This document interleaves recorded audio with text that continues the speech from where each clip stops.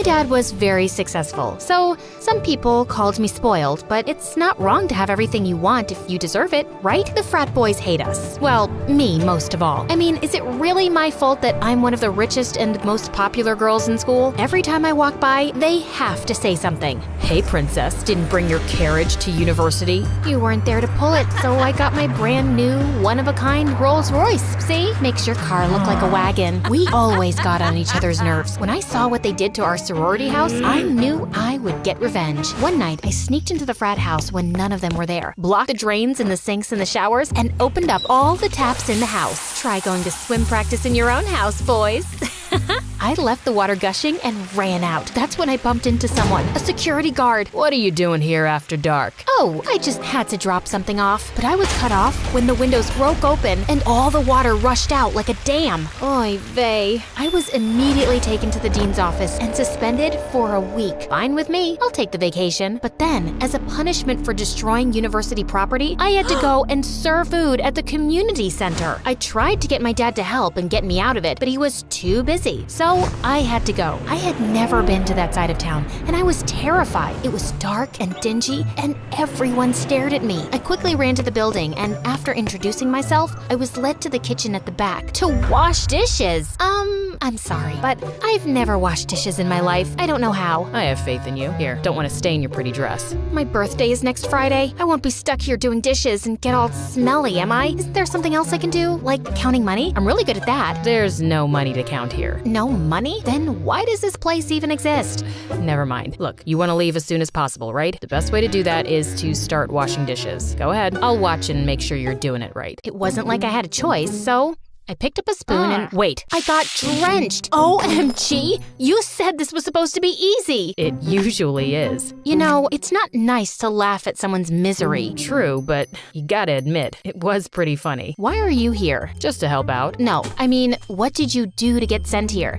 I played this totally awesome prank on the frat boys, but got busted. What did you do? Oh, I didn't do anything. I just have free time when I'm not working, so I come here to give an extra hand. Wait, you do this on purpose? On your day off? For free? Just turn the spoon down, that way it doesn't soak you. And you should wear sweats, not dresses. Put your headphones in, enjoy. You'll get it. See you tomorrow. Okay, bye. Wait, what's your name? Andrew. And then he left. I did my best at washing dishes while listening to music, and actually, it wasn't so bad. And I did a pretty good job. I was kind of proud of myself. The next few days went by in a blur. Whenever I got bored, I took pictures and videos for my gram. Hashtag I work hard. Hashtag never quit. One day, I was knocked over by a clumsy older woman. Suddenly, I was covered in gross food gunk. Ugh, what have you done? These are Jimmy Choo's. It's one of a kind. Do you even know how much they cost? I'm sorry, dear. My eyesight is not very good. Don't worry, Mrs. Peters. It was an accident. She's fine. Let me help you to your seat. I suddenly felt all eyes on me. Even Andrew looked disappointed. My cheeks got red, my face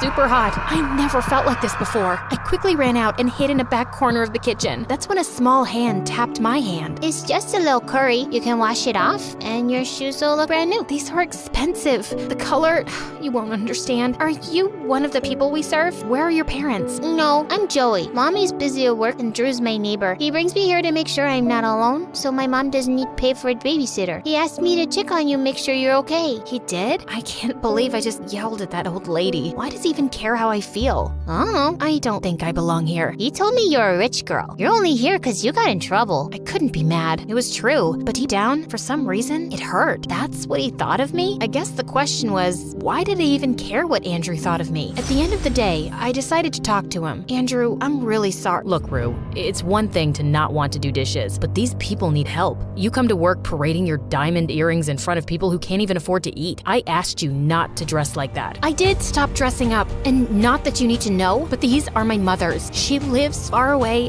and this is the only way I can have her with me all the time. I was so upset, I rushed out before he could respond. I couldn't understand why I was getting so worked up. I barely knew him. I don't think I had a crush. I don't know what it was. That night, instead of scrolling on my phone or shopping, I went to the storeroom and looked at the old pictures of my mom that my dad had put away. I found some old videos my mom had made of us. I loved watching how mom and dad both cared for me. I didn't know when, but I fell asleep on the floor. I woke up to the sound of the wind. There was a huge storm outside overnight. My phone was lit up with hurricane warnings. The next day, it took over an hour to get to the community center because of all the trees on the street. The minute I got there, my jaw dropped. There were more than 100 people there, wrapped in blankets, and some of them were even crying. It was chaos. Where the heck have you been? We need all the help we can get. What's going on? Why are there so many people? The hurricane destroyed or damaged some houses. All these people have nowhere else to go right now. They really need our help today. Okay, what do you need? I'll show you. And I'm sorry about what I said about your earrings. Oh, thanks.